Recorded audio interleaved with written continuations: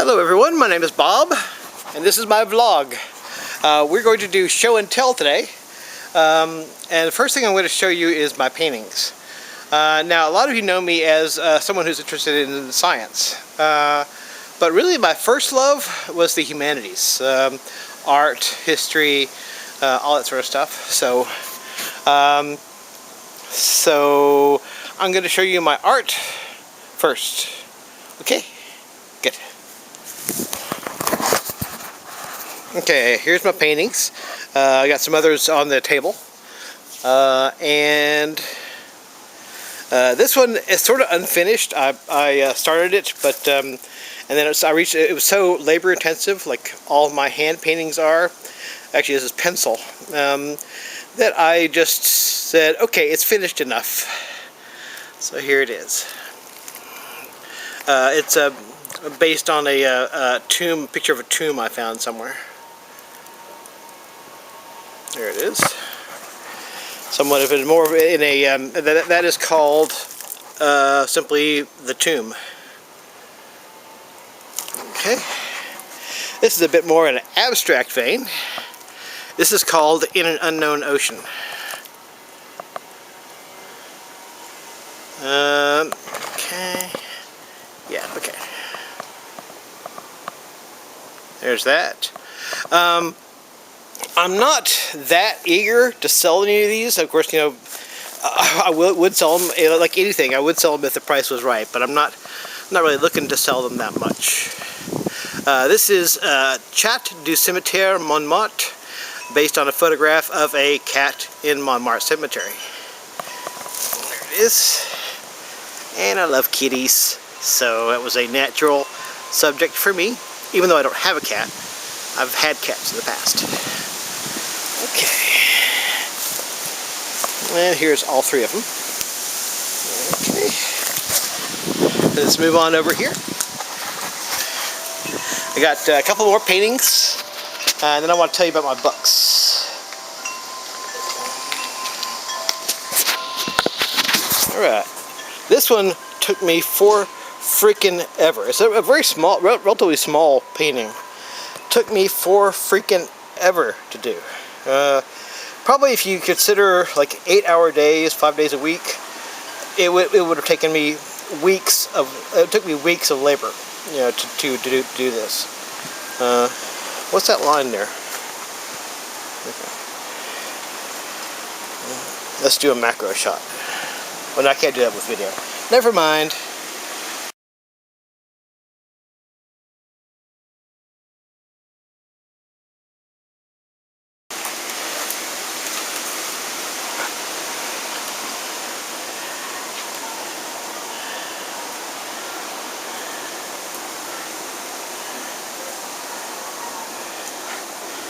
And a very significant amount of blood and sweat and tears and so on. And there's a line on my screen. Went into making this, just because of the tedium of making all those little tiny paintings and then making it, you know, as part of all one painting. And the painting itself is, I don't know, 7 inches by 7 inches, something like that. Not very large. Okay. Next painting.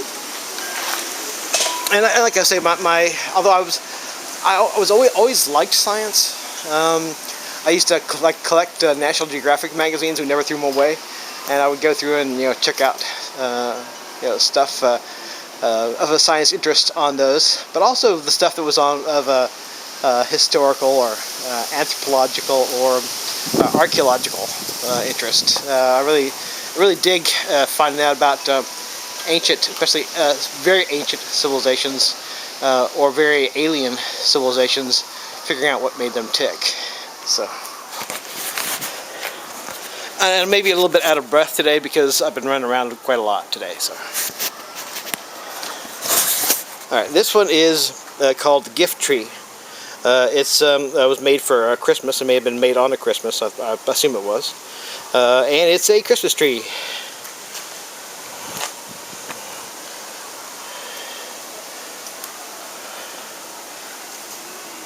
There are actual pieces of gold, frankincense, and myrrh on this painting. I made it at a time when I was a fairly devout Christian. Somewhat less devout Christian now. Let's see. Yeah, not a less devout Christian, not a Christian, but at the point in time I made this, I was quite devout. But of course, it's not hardly a traditional looking Christmas tree. It's sort of like a Christmas tree on LSD.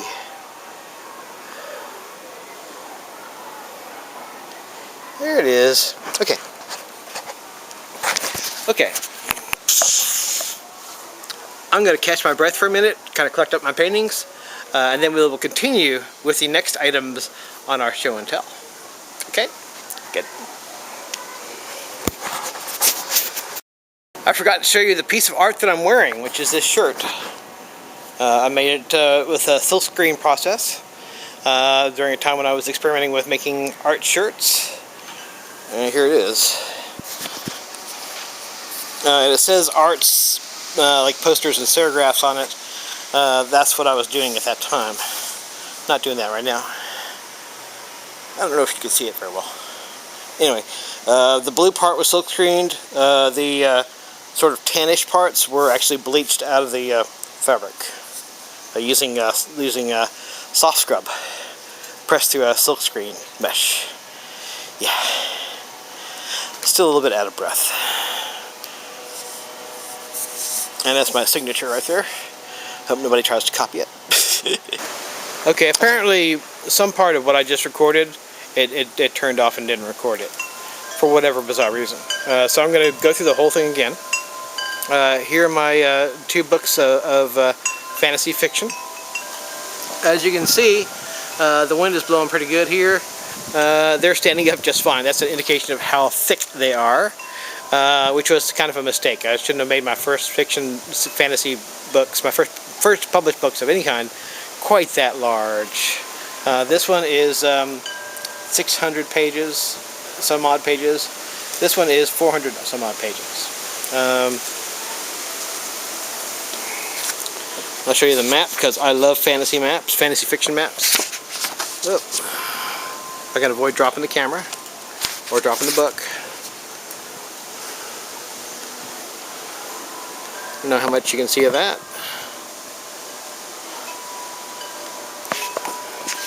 There's the front cover. Oh. And back cover. Okay. This one has a map. It's a map taking place in the same continent, but the action of the book takes place in different parts of that continent. So it's all the same continent, but different chunks. Different chunks. There's the map for book 2. I think there's some various pictures in here. I'm not. There's assorted pictures interspersed. I wonder if I can find them.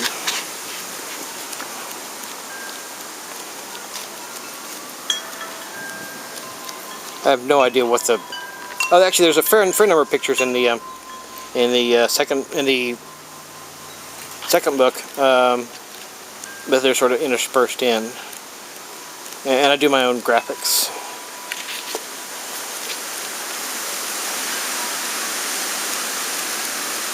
Yeah, well, whatever. So, these are my books. Oh, this one finally did fall down, or maybe I just put it down. The reason why I'm mentioning those is that I'm starting on a new series of fantasy novels, and I'm going to break it down into like 200-page chunks instead of 600 and 400-page chunks. So it'll be a little bit easier for people to make the decision to plop down a little cash for one of them. And I don't know whether I said this or whether I said this during the part that where I got cut off or what. Are you still recording? Yes, you are.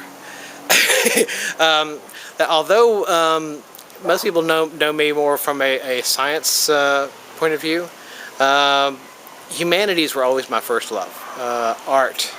And history, anthropology, archaeology, especially archaeology. I love reading about ancient civilizations, the Greeks, Romans, Phoenicians, Mayans, Minoans. I love to think about what people who are just like you and me, physiologically, were doing back in those times, how they interacted with the world, how they thought of the world, how they coped with the world, sometimes in markedly bizarre ways. So that's that. So if you know me from my more scientifically oriented statements, works, and I do love that stuff. But my first love was always more of the soft sciences and the humanities. So if you see, oh, this dude's suddenly an artist after talking about rocket science for 6 months, that's why. Let's talk about the books. These are the books I already have out on Lulu.com. Tale of the Saijiju, Book 1, The Great Desert, and Book 2, The Navel of the World. And it's 1,000 pages, so there's only so much I could really tell you about what's going on there. You know, I can't speak 1,000 pages to you. But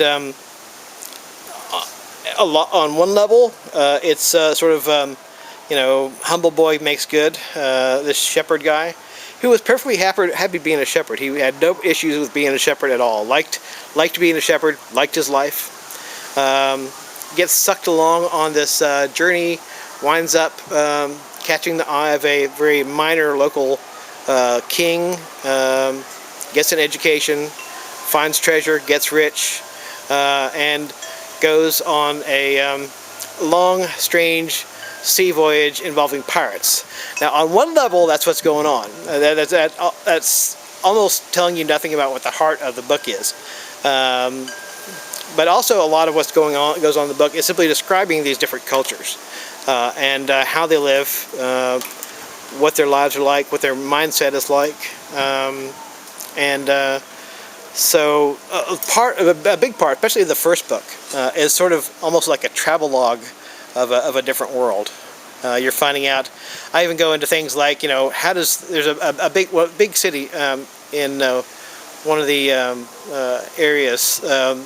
They're called Emirates. So there's four races. One of them is kind of a minor race in the book. And the capital city, if there was a capital city, of one of these races is called Jensabat. And I go into how do they get water, how do they take care of their poop. Because if you got a city, poop is going to be a big problem. And if you don't get rid of your poop, it's going to make you sick. So all kinds of very small details about how these people live their lives. So a big part of it is simply a travelogue into a different world. And then there's the whole bit about the end of the world and stuff. Most powerful, most civilized, most advanced race on the planet believes that they are going to hasten the end of the world, and they believe that they are actually going to do something about that. So that's part of that's part of why actually that's from the point of view of the characters, that's not why they go on the sea voyage, but that's a big part of the central problem of the book is how do we deal with these folks who are wanting to bring about the end of the world as we know it. Which you think in a world in which technology is not that developed wouldn't be that easy, which it probably isn't. So anyway, it's obviously I can't really explain 1,000 pages worth of stuff here, you know. But on one level, it's just simply poor boy makes good, you know. Guy's a shepherd boy. He's actually really happy being a shepherd boy, you know. But then shit happens. He winds up getting the eye of a local ruler. The ruler sends him off to Jinsabad to get educated. Shit goes radically weird from there. And at this point I've told you almost nothing about what really goes on in the book. It's just sort of a very, very, very rough overview So you can think of it in a sense, on one level, as Poor Boy Makes Good. That's really not what the book's about, but that's sort of in terms of the story. That's one connecting thematic element is Poor Boy Makes Good. Poor shepherd boy who was totally happy being a poor shepherd boy winds up being rich, powerful, educated, a badass. There's plenty of blood going on in this book. Plenty of others. I've got to tell you about one of the characters. One of my favorite characters. She's called Annetta, or Anna for short. And she, if you think of gigantic Viking warrior bitch woman, that's pretty much her. She's very enthusiastic about life. I mean, she's a very exuberant person. She also is kind of short in the whole, mercy towards the vanquished bit. Because there's one point where Aaron is the main character, where Aaron and Annetta are facing pirates, and at one point this pirate knows he's beat. He knows he's not going to win. Best he can do is to just jump overboard, and Aaron is okay with him doing that. Aaron is like, okay, I know that you're defeated, and you know that you're defeated too. Anna, on the other hand, just gets her big ass ancient crafted by the ancient Sarethans. Two-handed sword is probably as tall as I am, and just chops the guy from head to asshole. That's that.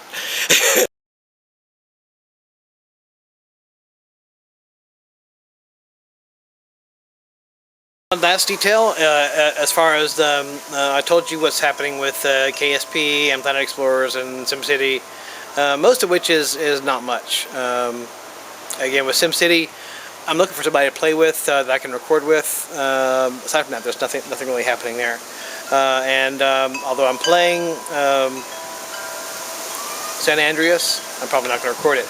But as far as these vlogs go, I'm probably going to put one of these out once a week. These will keep on coming at least once a week. So you can see my dirty habit here. So I just wanted to tell you that the vlog is probably going to come out once a week. I don't know what day. It's partially depending on a lot of times I record outside, so it depends on atmospheric commercials, atmospheric conditions. That's that. Yeah. Okay.